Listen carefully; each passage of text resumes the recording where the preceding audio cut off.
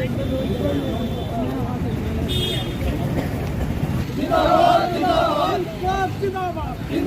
जिंदाबाद इनकलाब जिंदाबाद जिंदाबाद जिंदाबाद जिंदाबाद जिंदाबाद जिंदाबाद मजबूरी हो इनकलाब जिंदाबाद जिंदाबाद जिंदाबाद इनकलाब जिंदाबाद। स्थानीय मजदूरों को काम दो काम दो काम दो, मेगा इंतजारों को काम दो काम दो काम दो, इनकलाब जिंदाबाद जिंदाबाद जिंदाबाद। बड़ुआ प्रशासन होश में आओ होश में आओ होश में आओ, बड़ुआ प्रशासन होश में आओ होश में आओ होश में आओ, इनकलाब जिंदाबाद जिंदाबाद जिंदाबाद इनकलाब जिंदाबाद। बेरोजगारों को काम दो काम दो काम दो, बेरोजगार मजदूरों को एक्सप्रेस वे में काम दो। सर जी, मैं राजकुमार जनरल सेक्रेटरी भवन निर्माण कामगार यूनियन कठुआ। 2 महीने पहले हमने डीसी साहब से मुलाकात की थी और डीसी साहब को अवगत करवाया था कि जहां पर जो एक्सप्रेस वे का काम जो चल रहा है, जो कंपनी मेगा इंफ्रा लिमिटेड ने जो लिया है, इसमें जो सरकार का एक मेमोरेंडम होता है, उसके नॉर्म्स होते हैं कि 100% अनस्किल्ड वर्कर और 80% जो है स्किल्ड वर्कर को काम दिया जाएगा। तो एज पर नॉर्म्स हमने डी साहब को अवगत करवाया था और डी साहब ने पीछे 2-3 मीटिंग के बाद इन्होंने 6-10 तारीख को कंपनी को भी बुलाया, मैनेजमेंट को बुलाया और नेशनल हाईवे अथॉरिटी जिसने जो कंट्रैक्ट दिया है उनको भी बुलाया गया। तो उसको बुलाने के बाद एक एमिकेबली ये फैसला हुआ था कि जहां पर कंपनी ने माना था कि हम जो 100% जो अनस्किल्ड वर्कर है उसको भी रखेंगे और 80% जो है स्किल्ड वर्कर को भी रखेंगे। लेकिन उसके बाद क्या कि अभी हमारा 1 महीना काम जो है नहीं चल रहा है, लेकिन कंपनी ने दूसरे दिन ही अपनी जो भर्ती है वो लगातार शिफ्ट बाई शिफ्ट करना शुरू कर दिया।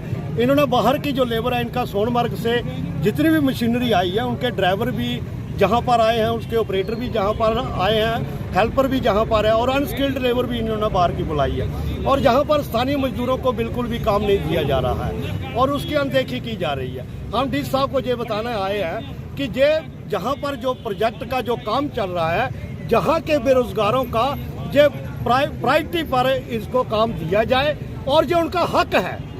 ये ऐसा नहीं है कि अगर इनके नॉर्म्स कहते हैं कि लोकल के लिए कोई जगह नहीं है तो हम बिल्कुल हक अपना छोड़ देंगे, हम नहीं मांगेंगे इनसे। क्या देखते हैं कि लंबे समय को स्थानीय मजदूरों को जो इन्होंने आज से नहीं, हर कंपनी की ये तानाशाही है, जो प्राइवेटाइजेशन जो सरकार की जो निजीकरण की पॉलिसी है, ये चंद लोगों को मुनाफा देने के लिए डेवलपमेंट के काम है, आम लोगों का इसके अंदर हिस्सा नहीं है। अगर ये हजारों करोड़ का प्रोजेक्ट है, क्या 1000 रुपया भी मजदूर के जहाँ के लोकल के लिए उस पर हक नहीं है?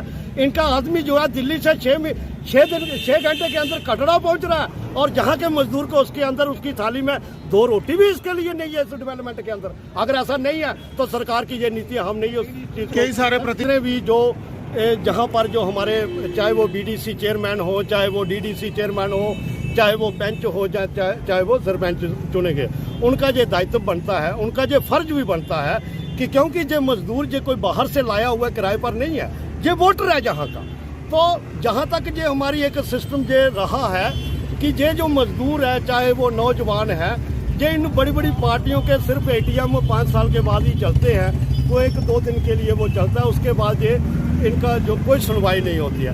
हम ये कहना चाहते हैं कि तमाम प्रतिनिधि जितने भी हमारे चुने हुए हैं वो कंपनी से, एडमिनिस्ट्रेशन से पूछा जाए, डीसी साहब के नॉलेज में लाया जाए और ये बेरोजगारों को काम जहाँ पर दिया जाए। डी साहब जी को जो हमारे रोड एंड ट्रांसपोर्ट मिनिस्टर है, हमने उनको भी मेमोरेंडम ये दिया हुआ है, हमने उनको भी ईमेल करके उनको भेजे हुए लेटर, जितनी भी गतिविधियां कंपनी के अंदर हो रही है हम उनको भेज रहे हैं। और जहां पर जब भी हमारा कोई लोकल कंपनी के पास रिज्यूम लेकर के जाता है, जहां जो AGM है रमेश रेड्डी, वो हमारे मजदूर, हमारे नौजवान के साथ एक्चुअली वो उसकी जो मंशा है कि वो हमारे नौजवान लड़कों को वो भड़काने की कोशिश कर रहा है। लेकिन हम प्रशासन से ये कहना चाहते हैं कि हम पीसफुली तरीके से, डेमोक्रेटिक तरीके से हम अपने राइट को किसी भी हालत में छोड़ेंगे नहीं, ये हम लेके रहेंगे। कंपनी ने हमसे जो मांगा गया था, जे डी साहब की मीटिंग के उस जो फैसले की खिलाफ वर्जी की है, इन्होंने 1 हफ्ते के बाद अपनी बाहर की रिक्रूटमेंट लाना शुरू कर दिया। हमारा एक फर्ज बनता है कि हम ये चीज़ें जो डेवलपमेंट 1 महीने के बीच हुई है, ये डीसी साहब के नॉलेज में लाएं।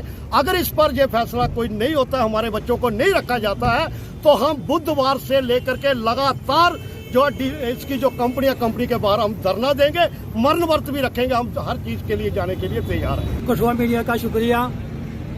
ये नौजवान कठुआ डिस्ट्रिक्ट के हैं।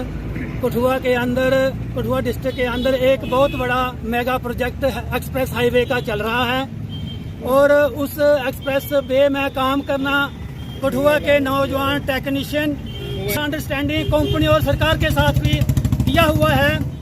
हमने अपने हक के लिए डीसी कठुआ को 4 बार, चौथी बार आज अवगत करवाने के लिए आ रहे हैं। कंपनी और एडमिनिस्ट्रेशन और ये जो हमारी संस्था है इनके साथ बातचीत भी हुई थी। वहाँ कुछ बातें समझौता किया गया था, लेकिन कंपनी ने उस समझौते को अनदेखा किया गया। कंपनी डाज कर रही है, धोखा दे रही है एडमिनिस्ट्रेशन को भी और लोकल यूथ को भी, क्योंकि कठुआ से लेके वहाँ कूटा तक लगातार दोनों साइड सड़कों पर लगातार जोर शोर से दिन रात काम चल रहा है। जहाँ मशीनें लोडर, डोजर, जेसीबी वगैरह हर मशीन जो है वो काम पे लगी हुई है और जहाँ से लाइसेंस होल्डर जो टेक्नीशियन हैं, लाइसेंस होल्डर ड्राइवर हैं, तमाम मशीनों के जहाँ इस धरने में शामिल हैं। और डीसी कठुआ के आश्वासन के बावजूद 3 बार डीसी कठुआ ने कहा था कि आपके साथ इंसाफ होगा, लेकिन आज तक दूर दूर तक इंसाफ होता हुआ नजर नहीं आ रहा और मजबूर ये नौजवान जो हैं वो सड़कों पर उतरने के लिए मजबूर हैं। अगर आज भी डीसी साहब ने इंटरवेंशन नहीं किया, एडमिनिस्ट्रेशन ने इंटरवेंशन नहीं किया और कंपनी ने लिए ये नौजवान पढ़ा लिखा स्किल्ड अनस्किल्ड वर्कर जो है वो मजबूर होगा, जिसकी जिम्मेवारी सरकार की होगी। अगर लॉ एंड ऑर्डर की कल को प्रॉब्लम बनती है तो एडमिनिस्ट्रेशन जिम्मेवार होगी।